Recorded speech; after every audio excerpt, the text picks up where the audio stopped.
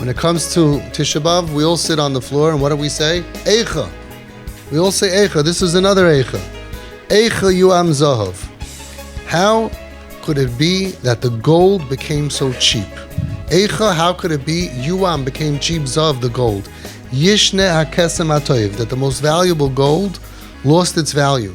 Tishtapechna avnei kodesh b'roish kol chutzos. The precious stones are hanging out like bums at the head of the street corners. What does it mean? Tishtapechna, it's falling out. Tishtapechna avnei kodesh, the precious stones. What precious stones? Says Rashi, avnei kodesh is bonim hameirim kavonim toivos. It's referring to our children that once came home with beautiful marks and Talmud HaShavua and Talmud HaChodesh, our children that once shined like sparkling precious gems. And now, the precious stones are hanging out like bums at the head of the street corners.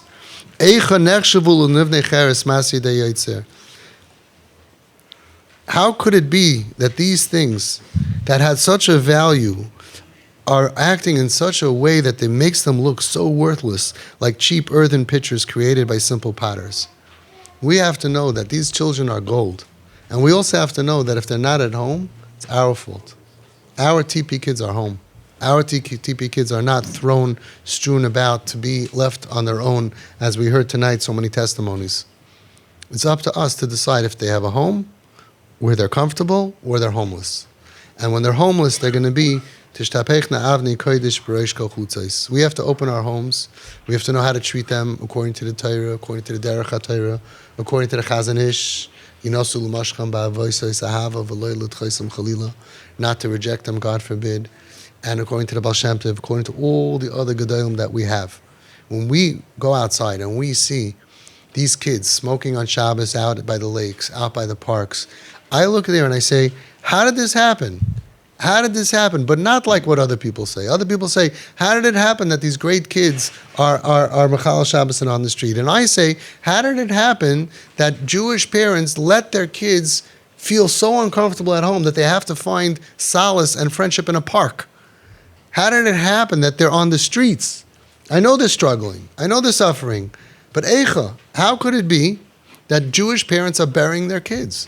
How can it be that Jewish parents are making a Jewish kid feel, I don't like you.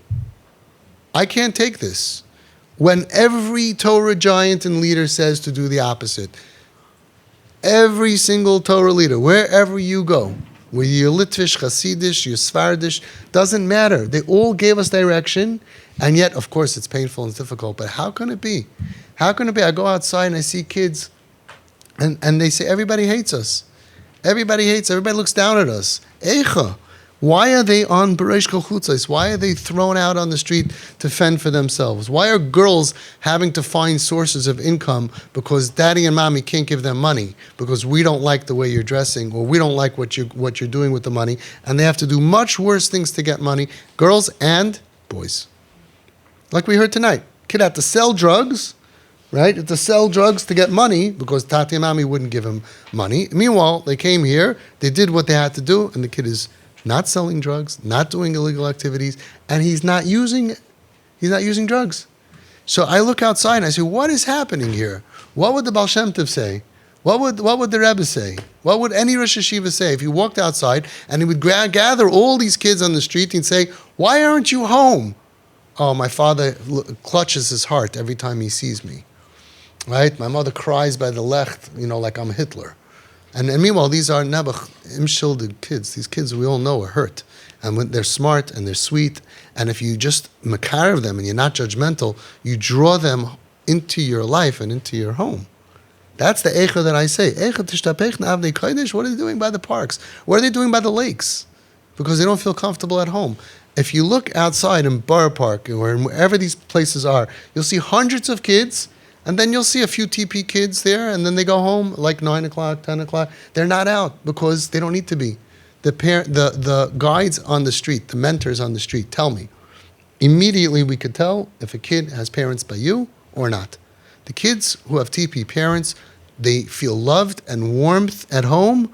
They don't have to stay out. Maybe they'll go out if it's comfortable. If not, they go home. The ones who don't, they don't want to go home. they're going to get a beating.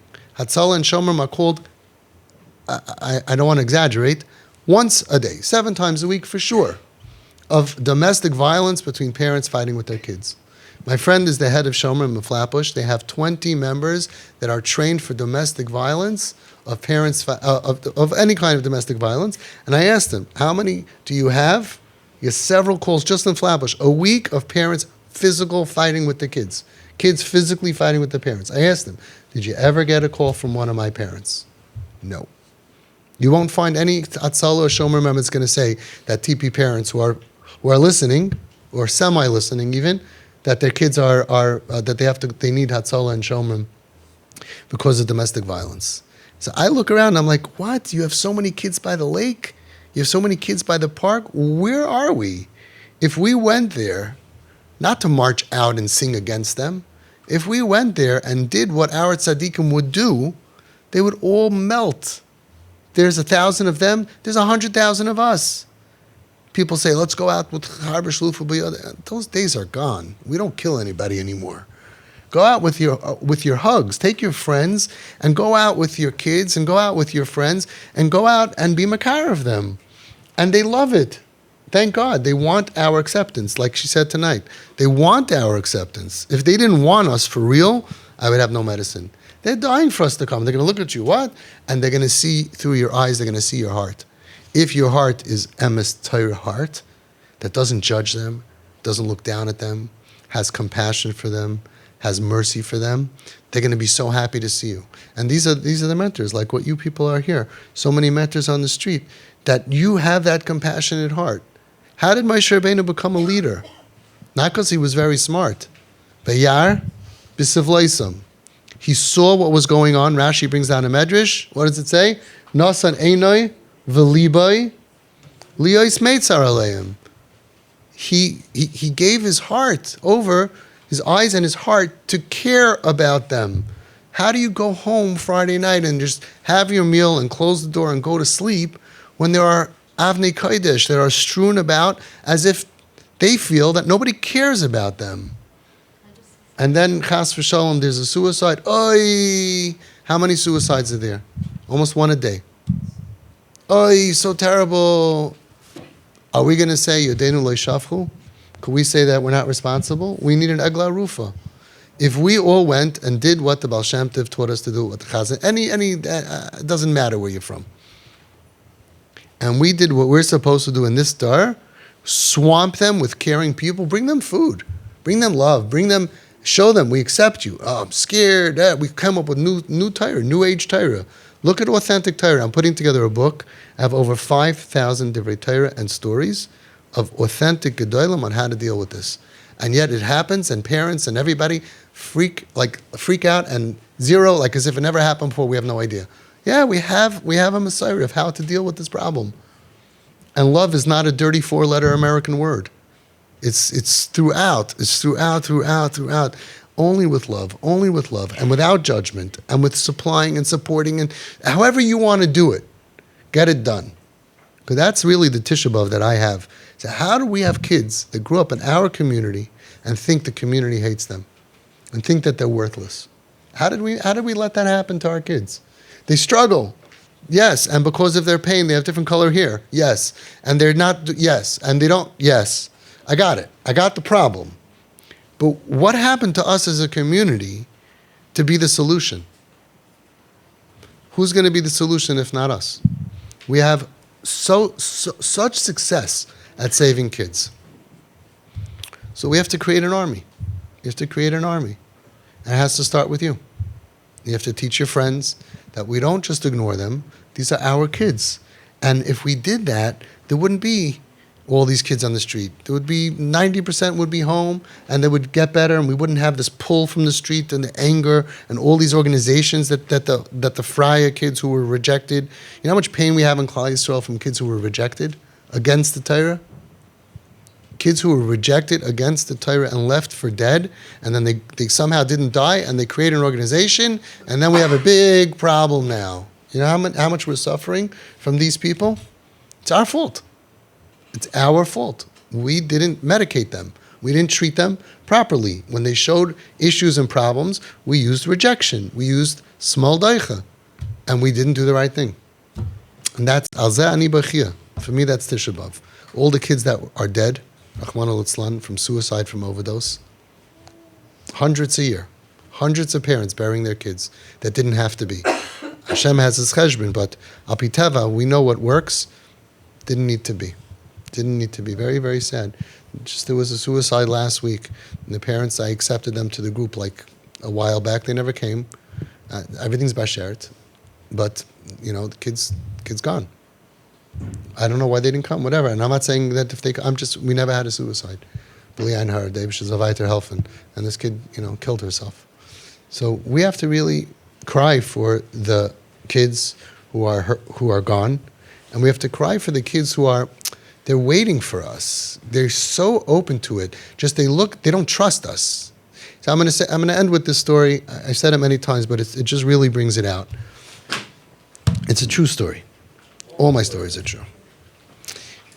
It was before Rosh Hashanah, Friday night, and I told my kids, for chinuch purposes, I wanted to be mechanech them. I said, we need schusim before Yantif. We need schusim before Rosh Hashanah. Who could say, Mi yoymer zachisi libi taharti michatasi? Who doesn't need an extra schus? So what are we going to do? Friday night, instead of whatever we were going to do, even learning, let's go out. Let's go to the parks. Let's go out to the park and to go visit the sick, to go raise up the broken. It's not a mitzvah? It's a mitzvah. So I took my 20, I had two kids, 21 and 17, I think, or 20 and 16. I took them with me. I didn't want to go to the big park. There's two parks. One of them has like 60 to 100 kids. I don't want to overwhelm them. So I went to the small one. And as we got closer, there was a boy and a girl walking. The girl was not really dressed too much, and I saw cigarettes in their hands. And as he got like a half a block away, I guess he saw him walking towards them, and I saw the hand go behind his back, which according to the Mishnah Berurah means that he's not a Machal Shabbos B'Fasya. It says a rabbi or something. That I'm not. Alachas kama v'kama. He's even, they're not. And as they passed, I walked past them. I said, Good Shabbos. They said, Good Shabbos. Went to the park. There were about 20 kids there, about 10 boys, about 10 girls. And they were smoking and doing drugs and hutskening around.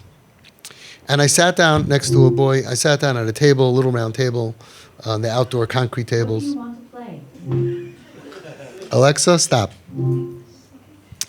And I had my two boys over here, and I sat down next to this kid. He looked like 14, 15 years old, wild blonde hair, eyes were red.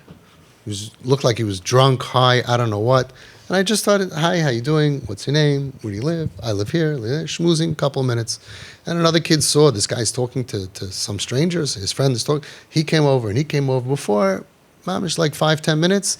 They were all by me. Well, all the boys. Actually, the girls weren't, but the boys were. I had three guys behind me. One kid was such a nice-looking boy, 17-year-old, cute boy, looked like one of my kids. And he just got out of jail because his parents threw him out of the house. And when he broke into his house to get money or a passport or license, whatever, they called the police. They threw him in jail.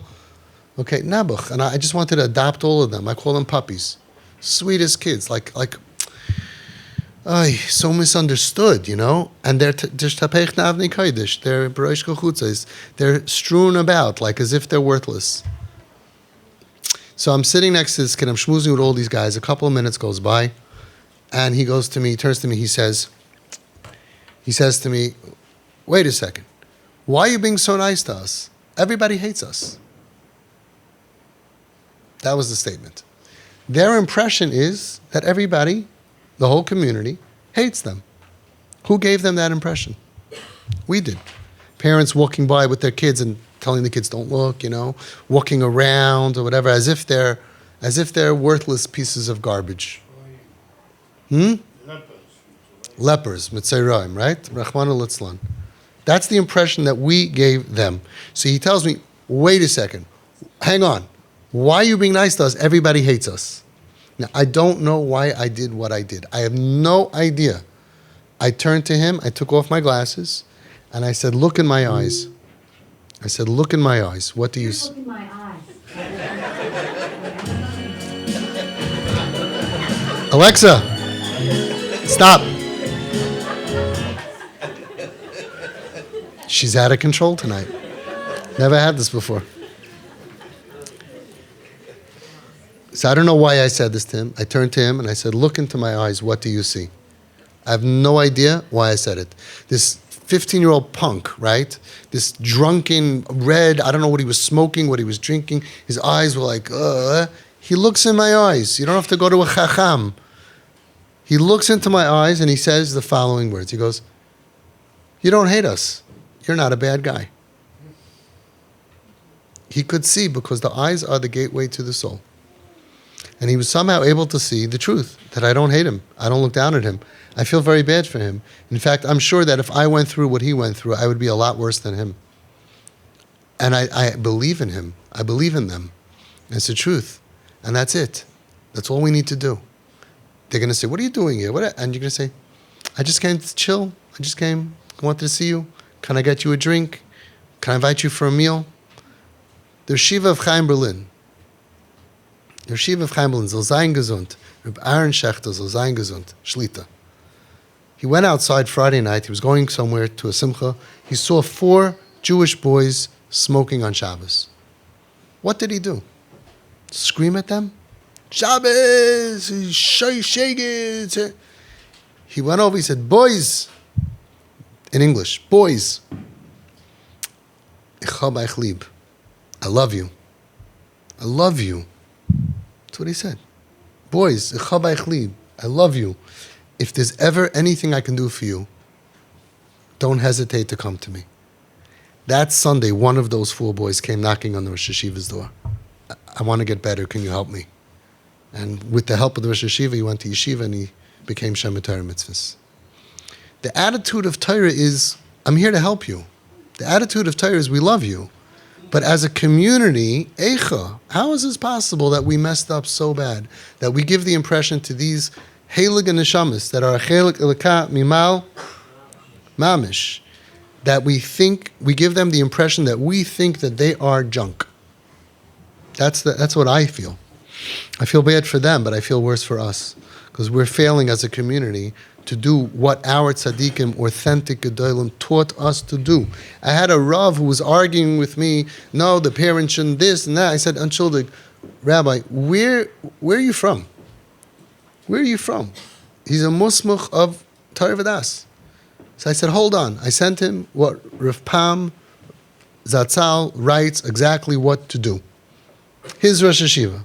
So here we have a Rav that's giving the opposite of advice for his Rosh Hashiva. I said, is that what it says? Can we do it together? We learned it together, right? It's 2 pages. It's not long. We're going to do it tomorrow in the training. I said, so that's what I'm saying to do. Is that wrong? You're right. The problem is they don't even know the Maramakamis. They don't know the Sugya. We kind of got under a black cloud that we're like defensive. You know, like if I'm going to show him he's okay, why should he ever change? The Chazon Ish knew that. And he said, Yinasu l'mashcham ba'avoisos ahava, pull them in with ropes of love and don't reject them. The Baal Shem Tov knew that, and he said, Leho voisim b'yois. Everybody knew that. It's the medicine. So we have to really, really cry. Eicha yuam zav yishnek esam atoiv. How could it be that the gold, chelik elokah mimal, that they feel that they're not gold? That we made them feel that they're not. I don't care if they struggle. They're still chelik elokah mimal. They're still gold. Who made this neshama feel worthless? Was it somebody in school? Was it an adult? Was it a father? Was it a mother? Was it a neighbor? Who called this nebuch? You hear adults off the derech, they say shiksa, goita. Chelik elokah mimal. That's not our belief system. That's not authentic Torah. Who made this struggling soul feel that we think you're worthless? I'm not saying they think it because of whatever and their struggles, but we should go ahead and we should be off the derech and make them feel that we look down at them, that we think they have no value. What happened to our chinuch? Al zeh ani bachia.